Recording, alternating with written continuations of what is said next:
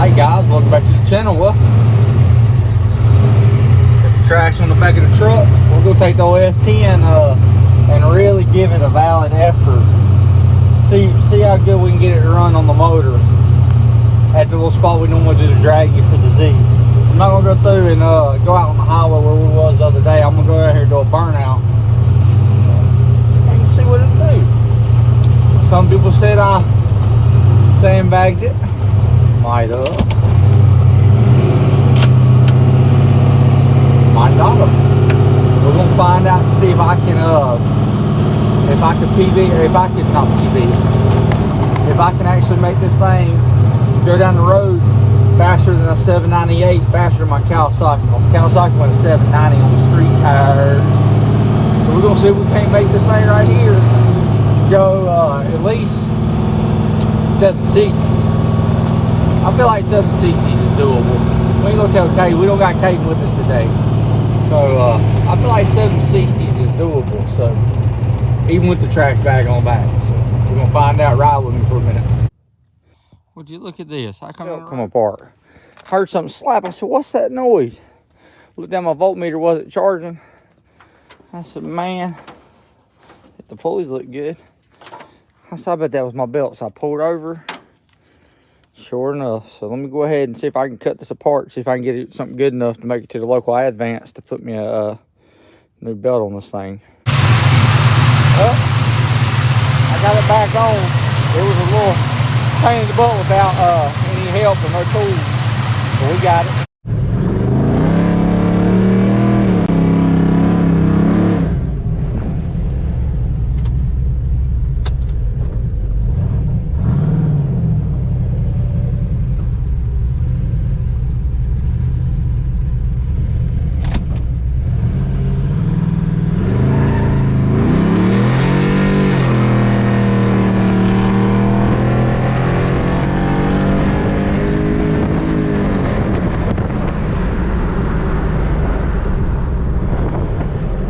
849 that time, spinning. Hit the draggy.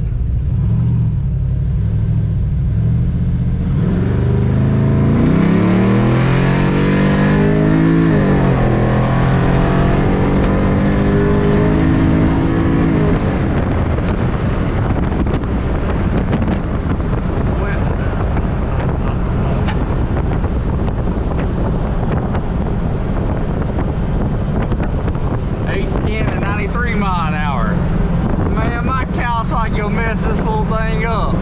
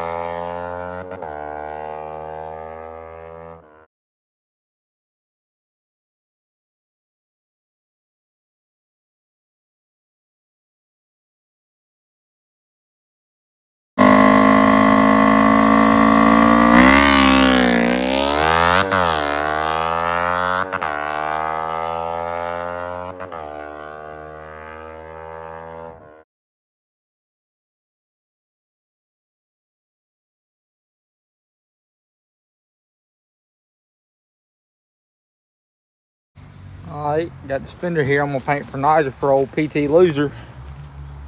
Go on, and as Damian calls them. I'm gonna spray that thing. I've been cleaning it up. We've been in here got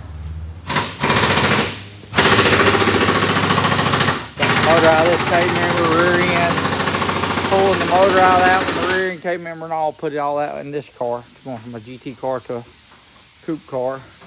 We'll swap the wiring harness and all on it. So we're in here about to set this thing on the ground here in just a minute. Billy's working, so he can get the rear end out like he done on that one. We swap everything. I swap the fuel lines, everything. I got a couple coats on it now. So let's sit here and dry for a little bit, and I'm gonna throw the clear on it. Got a little test thing I'm gonna do over here. I'm gonna try making a piece run on here. I seen a thing on Instagram the other day.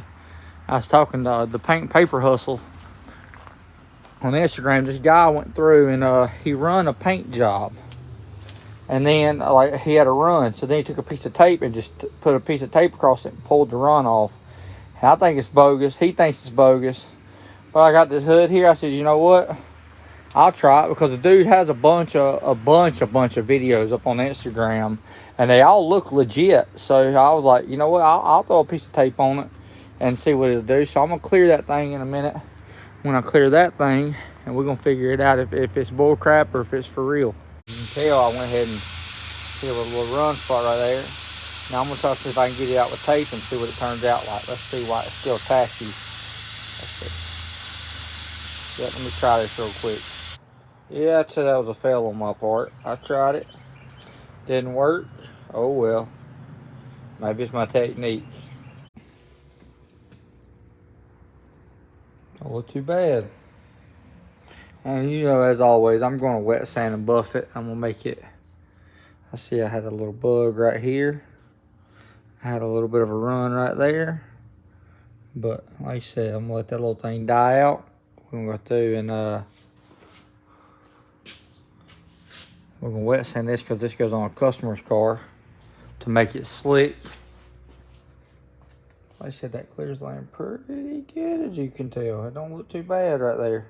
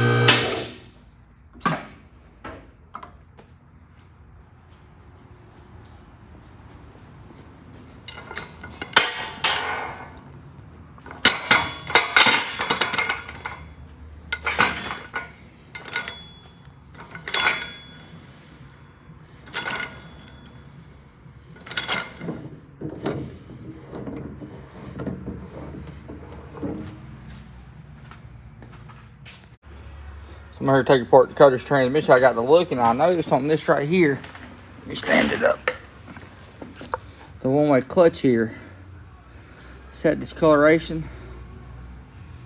I said, man, that thing looks like it ain't been holding good. So now I look right here, and I can see the chatter marks. I said, huh. So I'm going to pull that thing out.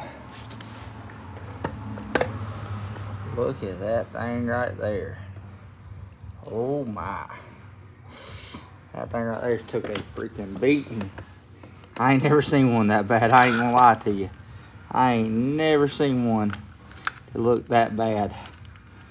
And I took apart, y'all know I took apart my fair share of 400s. What also had got my attention was that bushing right there. How it was gauted up. That's what started everything for me. I seen that bush, I said, So I started digging deeper and deeper, and that's what I found. Luckily, I got everything to fix it over there. But God, look at that thing right there.